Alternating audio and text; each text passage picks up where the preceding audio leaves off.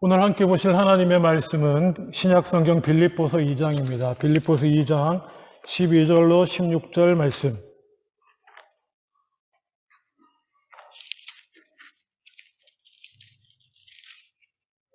제가 가진 성경으로는 신약성경 319페이지입니다. 빌립보서 2장 12절로 16절 말씀 제가 번역합니다.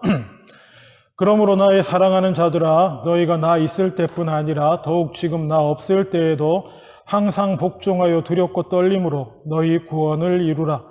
너희 안에서 행하시는 이는 하나님이시니 자기의 기쁘신 뜻을 위하여 너희에게 소원을 두고 행하게 하시나니 모든 일을 원망과 시비가 없이 하라. 이는 너희가 흠이 없고 순전하여 어그러지고 거스르는 세대 가운데서 하나님의 흠 없는 자녀로 세상에서 그들 가운데 빛들로 나타내며 생명의 말씀을 밝혀 나의 다름질이 헛되지 아니하고 수고도 헛되지 아니하므로 그리스도의 날에 내가 자랑할 것이 있게 하려 함이라. 아멘.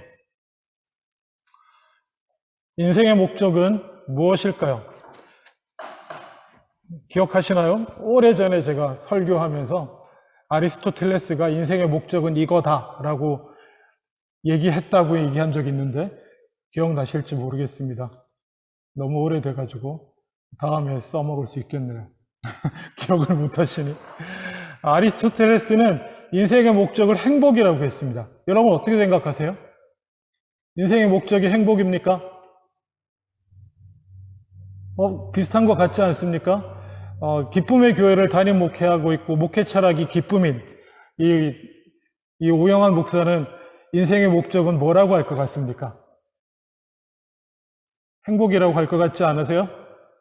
아니요, 여러분. 인생의 목적은 행복이 아닙니다. 그러면 목사님 맨날 설교 제목도 기쁨을 추구하라는 것도 있고 항상 기뻐하고 기쁨이 우선이라고 그렇게 얘기하셨는데 그 얘기는 뭡니까? 행복을 추구하라고 하신 거 아닙니까? 예, 오해가 있으십니다. 한국말로는 그 단어가 그렇게 잘 구분이 되는지 모르겠습니다만은 영어로는 해피니스하고 조이는 다릅니다. 영어로는 제가 다 뒤져봤어요. 영어로는 행복과 기쁨은 좀 다른 말입니다. 비슷한 것 같은데 달라요. 어떤 점에서 비슷하냐? 만족한다라고 하는 점에서는 비슷합니다. 만족함으로 주어지는 것이 행복이고 기쁨인데요. 행복은 바깥에서부터 주어지는 것입니다. 바깥의 일들, 내 바깥의 일들, 주변, 환경, 상황, 이런 것들이 내게 바라던 것들이 만족하게 이루어지고 이렇게 밖으로부터 오는 거, outward라고 이렇게 단어로 표현하던데요. 그거는 그래서 그런 것들이 이루어지고 밖에서 일어나서 내가 좀 기분이 고양되어지고 이런 거를 행복이다 라고 표현합니다. 근데 인생의 목적은 행복이 아닙니다. 그러면 기쁨은 뭐냐? 인생의 목적이 기쁨인가? 기쁨은 뭐겠습니까? 비슷한데 좀 반대적인 거예요. 기쁨은 안으로부터 솟아나는 것입니다. 인워드한 안으로부터 솟아나는 평안이고 안으로부터 솟아나는 평안과 만족함입니다. 그것을 기쁨이라고 합니다. 그리스도인에게 있어서는 이 기쁨은 정말로 중요합니다.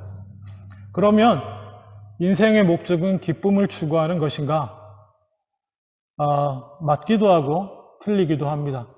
저는 이렇게 말하고 싶습니다.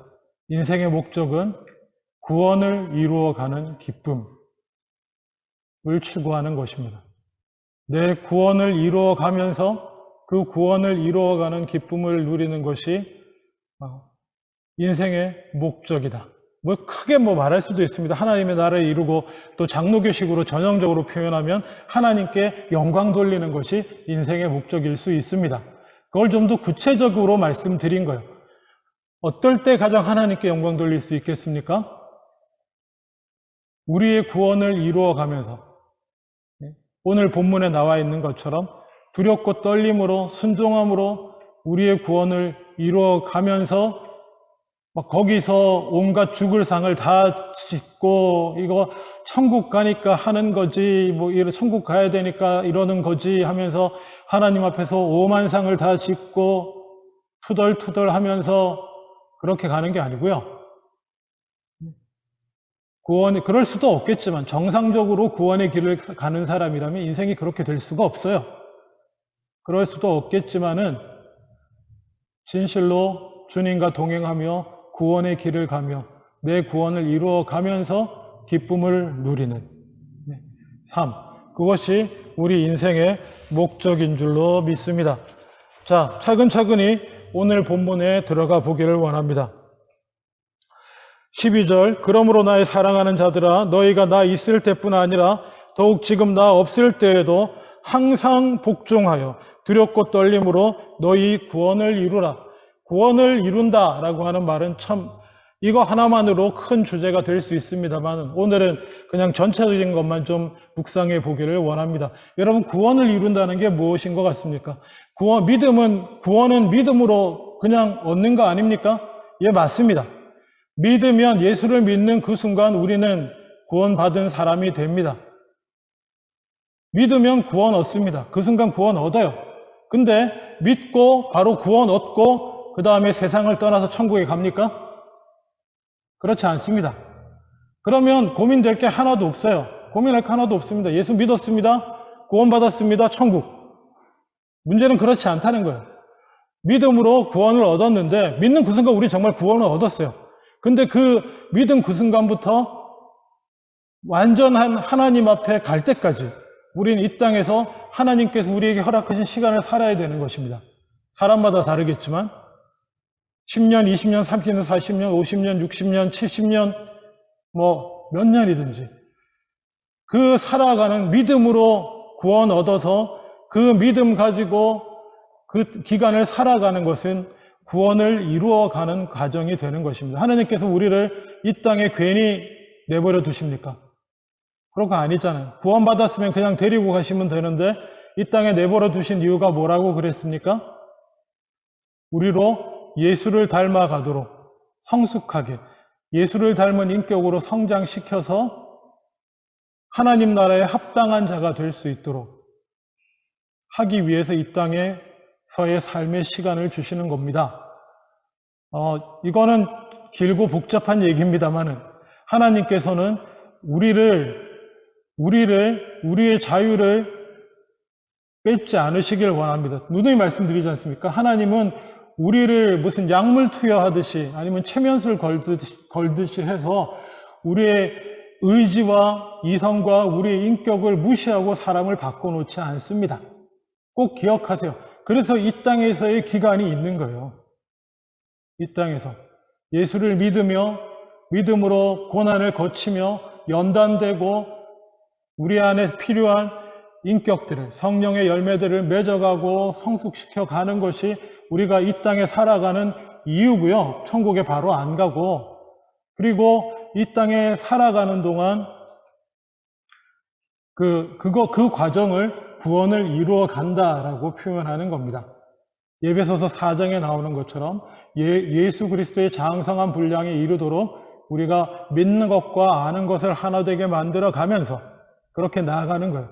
그것이 구원을 이루어가는 과정입니다. 근데 이거는요, 여러분, 이거는 그냥 개인적인 측면에서 말하는 것입니다. 구원을 이루어간다라고 하면 우리는 이렇게 개인적인 측면만 생각하는 경우가 많습니다. 근데 이것은 다른 의미도 포함합니다.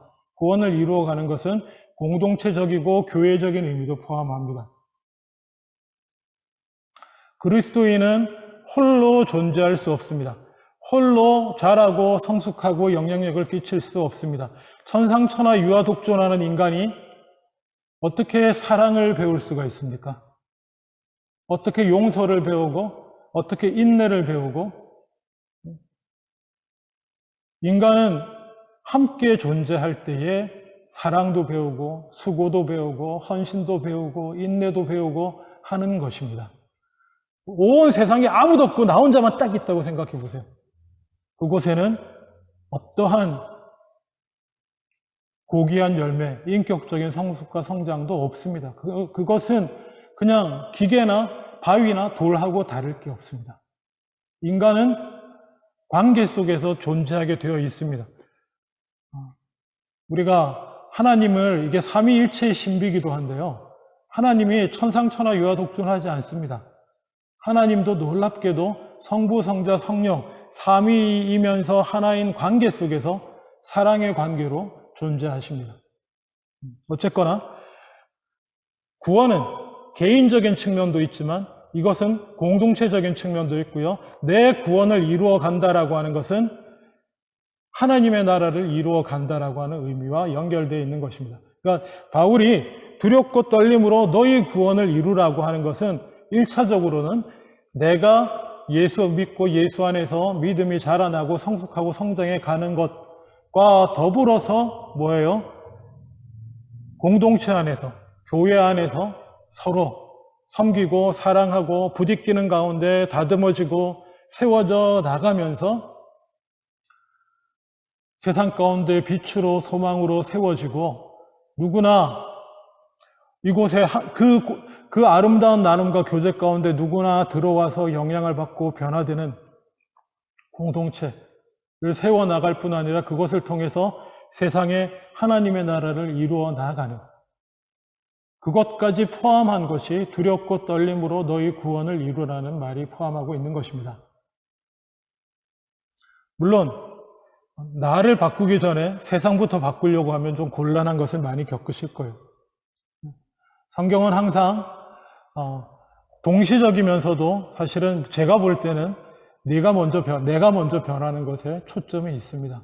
내가 변하는 만큼 나의 관계들이 변하고 내 주변이 변하고 때때로 실망하고 좌절할 때도 있지만 제가 지난주에 좀 너무 감성적으로 나눴습니다만 이렇게 좌절을 경험할 때도 있어요. 좌절을 경험할 때도 있지만 그럼에도 불구하고 점점 하나님 앞에서 믿음으로 나아가면 나아가고 순종하면 순종하는 시간을 들인 만큼 나는 성숙해져 가고 그리고 나와 맺고 있는 관계들이 성숙해져 가고 그들이 변화되어 나가고 공동체가 가정이 바뀌고 우리 가정에 속한 교회가 바뀌고 그 교회를 통해서 주변이 바뀌는 이런 것들을 꿈꾸며 나가는 것이 구원을 이루는 것입니다. 근데 이 모든 구원을 이루어 가정은 복종함으로 되는 것입니다. 복종. 무엇의 복종입니까? 하나님께, 예수님께 복종하는 것으로 구원은 이루어져 가는 것입니다. 구체적으로 말하면 하나님의 말씀에 성경이 가르치는 바에 복종함으로 이루어져 가는데 그 복종을 이루어내는 그 배경에는 뭐가 있냐면 두려움과 떨림이 있습니다. 이게 뭐죠? 두려움과 떨림. 하나님 앞에서 두려움과 떨림.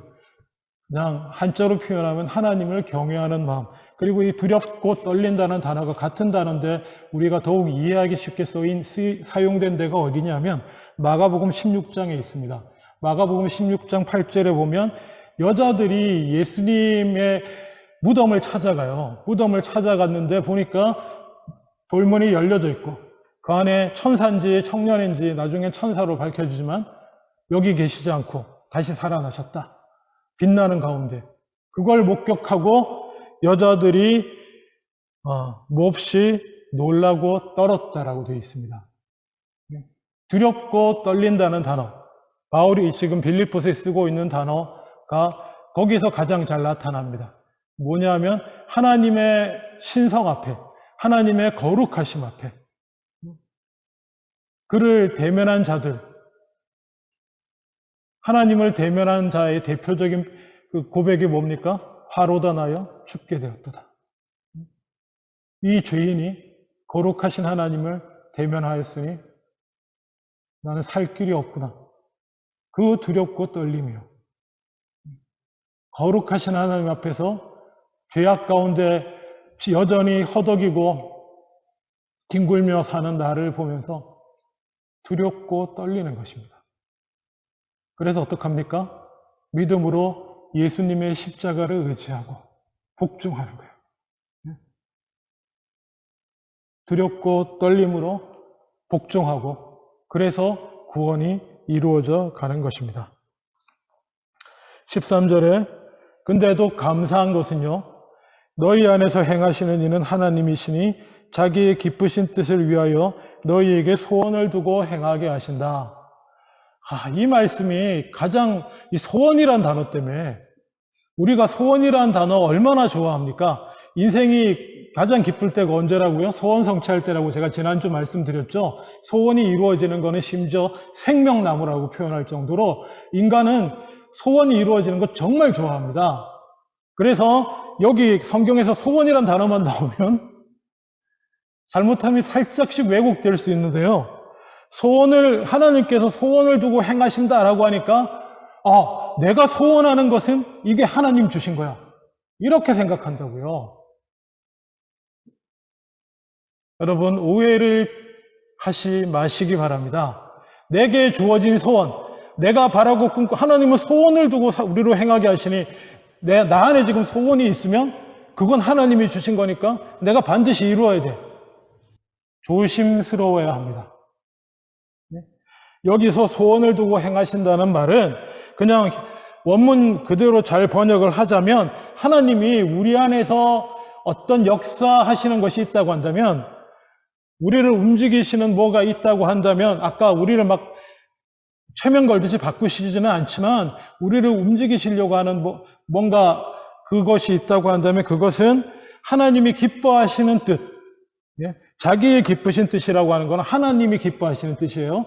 하나님이 이루기를 원하는 기뻐하시는 그 뜻을 이루기 위한 소망이란 단어 별로 안 좋습니다. 소원 이런 거 하고 자꾸 연결하기 때문에 그걸 이루고 싶은 염원이 좋습니다. 염원을 우리에게 주셔가지고 그 일을 이루게 달려나가게 하신다는 거예요. 염원하게 하시고 소망하게 하신다. 뭘요? 하나님이 기뻐하시는 뜻, 하나님이 이루시고자 하시는 뜻을 소망하게 하는 거예요. 염원하게 하는 겁니다. 바라고 소원하고 염원하는 일을 하는 것은 기쁨입니까? 슬픔입니까? 기쁨이죠. 그렇죠?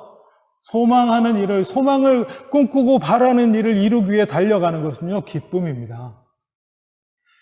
인생이 아무 일이 없으면 놀기만 하면 좋을 것 같죠? 절대로 그렇지 않습니다. 인간이 가장 즐거운 때는 언제입니까? 바라고 꿈꾸는 일을, 그리고 반드시 이루어질 수밖에 없는 그 일을, 이루게 될 그 일을 꿈꾸며 달려나갈 때가 제일 기쁩니다. 그렇게 달려나가면서 수고하고, 그리고 지칠 때까지 수고하다가 쉴 때 또 기쁨이 있고요. 그런 것입니다. 그래서 구원을 이루어가는 길은 뭐예요? 하나님이 기뻐하시는 그 뜻을 위해, 그 하나님의 나라와 온 세계 구원을 위한 하나님이 기뻐하시는 그 뜻을 이루고자 하는 염원을 하나님이 성령을 통해서든지 어떻게 통해서 우리에게 주셔가지고 그 소망을, 그 하나님의 꿈을 내 꿈을 삼아 달려나가는, 그것이 구원을 이루는 과정이요, 그것이 기쁨의 과정인 것입니다. 구원을 이루어가는 기쁨이 되는 것입니다. 자, 그러면 구체적으로 14절에 이 큰 그림을, 이 삶의 큰 목적을 이루어 나가기 위해서 모든 일을, 14절에 모든 일을 원망과 시비가 없이 해 나가야 됩니다. 우리가 구원을 이루어 가는 길에 개인적으로 한 사람 한 사람이 두렵고 떨림으로 복종하는 길을 가겠지만 우리는 교회 안에 공동체로 존재합니다. 그래서 이루어 나갈 때 중요한 것은 원망과 시비가 없는 것입니다. 원망은 뭡니까? 이 원어적인 의미는 그 불평, 불만이 있는데 가슴에 품고 말하지 않는 것입니다. 말 안 하니까 됐다가 아니고요. 그거를 성경적인 의미에서는 원망이라고 합니다. 불평과 불만이 있고 마음에 안 드는 게 있는데 그냥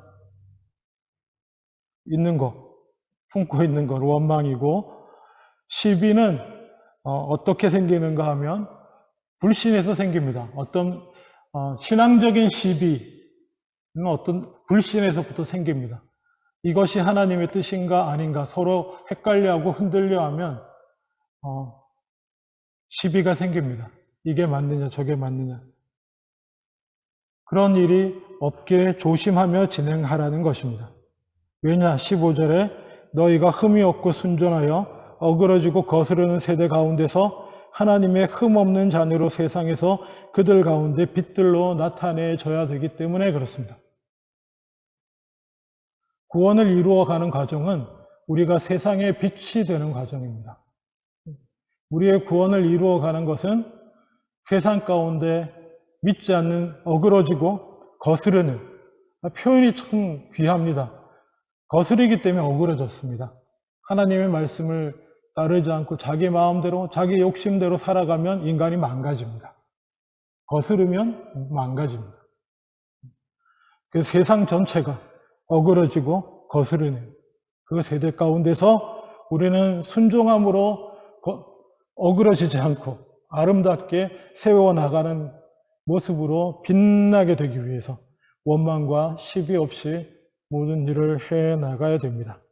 그리고 더하여서 16절에 생명의 말씀을 밝혀 생명의 말씀을 밝힌다. 이게 밝힌다는 단어가 두 가지 의미가 있어요. 그냥 빛만 낸다는 뜻이 아니고요. 그리스 원어적 의미는 놀랍게도 붙든다는 의미가 있습니다. 붙들고 그리고 두 번째 의미는 제시한다는 의미가 있어요. 이 단어가요. 생명의 말씀을 밝힌다라고 하는 것은 붙들고 제시한다는 겁니다. 하나님의 말씀을 우리는 늘 붙들어야 합니다. 왜요? 두렵고 떨림으로 복종하는 삶을 살아가야 되니까. 말씀을 붙들고 살아감이 곧 뭐예요? 말씀을 제시하는 것이 되는 것입니다. 어떠한 환경과 상황에서도 두렵고 떨림으로 말씀을 붙들고 복종하고 순종함으로 구원을 이루고 나아가는 것이 생명의 말씀을 밝히는 일이 되는 것입니다.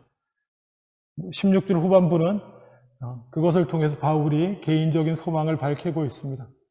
그렇게 여러분들이 해나가주면 나의 다름질도 헛되지 아니하고 수고도 헛되지 않고 그리스도의 날에 그래도 하나님 앞에 내가 자랑할 것이 있지 않겠는가 이렇게 마무리하고 있습니다. 말씀을 맺기를 원합니다. 인생의 목적은 무엇이라고요?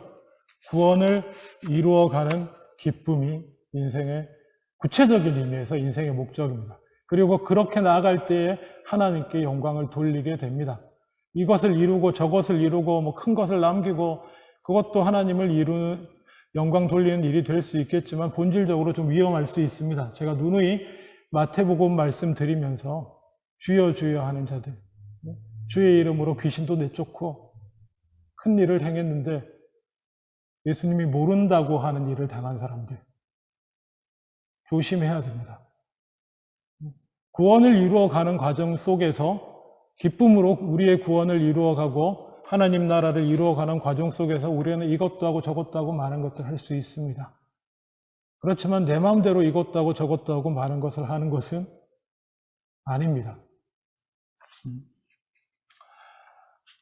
그래서 인생의 모든 일을 할 때마다 이 말씀을 기억하고 무엇을 하든지 이것은 내 구원을 이루어가는 그 길에 있어서 어떤 의미가 있는지 기억하시고 무슨 일을 하든지 두렵고 떨리는 마음으로 말씀에 복종하는 마음으로 모든 일을 원망과 시비가 없이 행하는 저와 여러분 다 되실 수 있기를 원합니다. 다음 주에 우리가 야외예배를 가기로 했습니다. 밖에서 모처럼 날씨가 오늘보다 더 따뜻해지기를 원하는 마음이 있습니다. 비도 안 오고 나가게 될 텐데 여러분 이것도 우리의 구원을 이루어가는 과정입니다. 그냥 나가서 밥 먹고 놀다 오자가 아니에요. 사실 교회에서 행하는 모든 것들은 교회에서뿐 아니고 그리스도인들이 내 삶에서 행하는 모든 것들 가운데서 우리는 내 구원을 이루어가는 과정으로 생각하셔야 돼요. 당장 가정에서 남편과 아내가 서로 복종하고 서로 순종하고 헌신하고 섬기고 사랑하는 것도 뭐예요? 구원을 이루어가는 과정인 것입니다. 교회 안에서 서로 섬기고 같이 수고하고 부대끼는 일이 있으면 서로 먼저 내려놓고 용서하고 원망과 시비 없이 해나가는 이 모든 것들이 구원을 이루어가는 과정이에요, 여러분. 세상이 아무리 어지럽고 전쟁과 뭐 온갖 아픈 소식이 난무해도요, 우리는 우리의 구원을 이루어가면 되는 것입니다. 우리의 삶의 모든 영역에서요. 그런 의미에서 야외 예배도 우리의 구원을 이루어가는 것 중에 한 방편이에요. 하나님의 나라를 이루어가는 방편 중에 하나입니다. 예전 같으면 우리가 기쁘게 섬김의 자세로 여러 가지 먹을 것도 준비하고 교회에 안 나오시던 분들도 초청하고 이번 기회에 그래서 우리가 함께 섬기고 나누는 사랑의 빛, 흠이 없고 순전하게 그런 모습들도 보이고 나누고 하겠지만은 여러 가지 힘들고 어려운 상황 가운데서 그러지 못합니다만은 주님의 영광 가리지 않기 위해서 그러지 못하는 부분도 있습니다만은 그럼에도 불구하고 여전히 우리가 야외에 나가고 하는 것도 장소를 옮겨서 서로 준비하고 수고하고 섬기는 과정 중에 또 우리의 구원을 개인적으로 뿐만 아니라 공동체적으로 하나님 나라를 위하여 완성해 가는 과정임을 꼭 기억하실 수 있기를 원합니다. 그냥 하는 것이 아니고요. 말씀을 맺겠습니다. 기억하세요. 인생의 목적은 구원을 이루어가는 기쁨을 추구하는 것입니다. 기도하겠습니다. 아버지 하나님, 두렵고 떨림으로 어떤 환경과 상황에서도 내게 주어지는 어떤 관계든지 상황이든지 일 가운데서도 두렵고 떨림으로 복종하고 원망과 시비 없이 구원을 이루어가는 우리들 다 되게 하여 주시옵소서. 감사드리고 예수님의 이름으로 기도합니다. 아멘.